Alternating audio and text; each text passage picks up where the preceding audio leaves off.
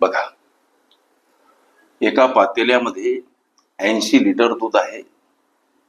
त्यामधून 4 लिटर दूध काढून तेवढंच पाणी टाकलं आणि ही क्रिया 2 वेळा केली तर पातेल्यात किती लिटर शुद्ध दूध शिल्लक राहील? मिश्रण गुणोत्तर घटकावर आधारित हा प्रश्न लेकरांनो. गोरगरीब लेकरांना पर्याप्त वेळेमध्ये निर्धारित यश मिळावं या भावनेपोटी वाकसर राबतात, कष्टतात. खरंच तुम्ही कुठली स्पर्धा परीक्षा देत असाल, अवश्य माझ्या कॉम्पिटिटिव्ह एक्झाम ग्रुपमध्ये सहभागी व्हा. तिथं तुम्हाला दररोज असंख्य अनलिमिटेड प्रश्न नित्य अभ्यासता येतील. सामान्य ज्ञान असो किंवा इतरही विषयांचं तुम्हाला डिस्कस तिथं करता येईल. माझा उदात्त हेत हा की गोरगरीब लेकरांना पर्याप्त वेळेमध्ये निर्धारित यश मिळावं. म्हणजे तिथं लय मोठी फी वगैरे असेल अशा तुमच्या मनामध्ये संकल्पना निर्माण झाल्या असतील. ही सेवा निशुल्क आहे असं म्हणणं अजिबात वावगं ठरणार नाही. उद्देश गोरगरीब लेकरांना पर्याप्त वेळेमध्ये निर्धारित यश कसं मिळवून देता येईल हा माऊलीचा अनुग्रह. किंवा माझं चॅनल सबस्क्राईब करा, बेल आयकॉनची घंटी दाबा, जेणेकरून मी वेळोवेळी अपलोड केलेल्या संभाव्य अशा असंख्य प्रश्नांचं नोटिफिकेशन तात्काळ तुम्हाला प्राप्त होईल. हा प्रश्न कसा सोडवायचा लेकरांनो? एका पातेल्यामध्ये 80 लिटर दूध आहे. त्यामधून 4 लिटर दूध काढून तेवढंच पाणी टाकलं.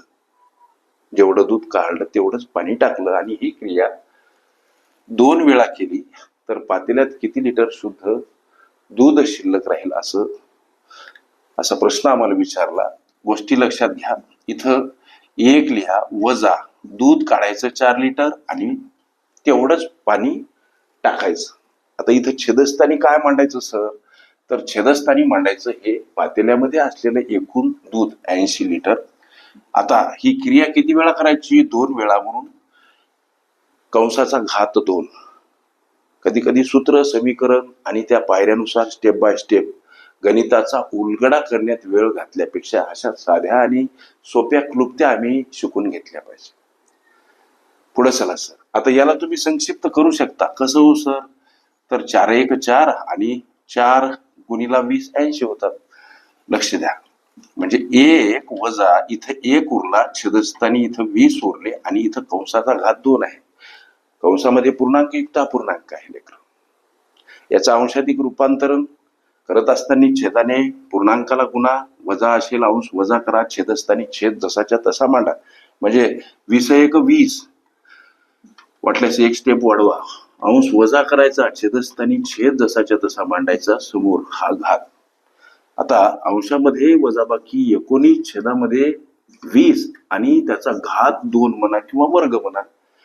19चा वर्ग 361 आणि 20चा वर्ग 400. हे आम्हाला जे उत्तर प्राप्त झालं लेकरांनो, आम्हाला जो मुख्य प्रश्न विचारला त्या प्रश्नाच्या आता तुमच्या उत्तराकडे लक्ष द्या. हे जे आम्हाला काही उत्तर प्राप्त झालं 361 आणि छेदस्थानी 400, याच्यासोबत पातेल्यामध्ये असलेलं हे दूध मूळचं 80 लिटर गुणिला घ्या. पहिली गोष्ट, शून्य असतील काही, ते शून्य आम्ही काढले पाहिजे. काही चुकबुल होऊ नये. एक स्टेप वाढवा. छेदस्थानी फक्त 40 उरले सर, इकडं 8 उरले. आता हा भाग कसा जातो तर 8 45. आता 361 आणि भागीला 5 हा भाग 72 आणि 0.2 असा जातो. म्हणजे जो प्रश्न विचारला की पातेल्यात किती लिटर शुद्ध दूध शिल्लक राहील, त्याचं उत्तर 72.2 लिटर. अशा पद्धतीच्या अनेक संभाव्य प्रश्नांचा सराव करायचा असेल, खरंच तुम्ही कुठली स्पर्धा परीक्षा देत असाल लेकरांनो, अवश्य चॅनल सबस्क्राईब करा, बेल आयकॉनची घंटी दाबा, जेणेकरून मी वेळोवेळी अपलोड केलेल्या संभाव्य अशा असंख्य प्रश्नांचं नोटिफिकेशन तात्काळ तुम्हाला प्राप्त होईल. पर्याप्त वेळेत निर्धारित यश मिळवण्याचं रहस्य म्हणजे सराव असते.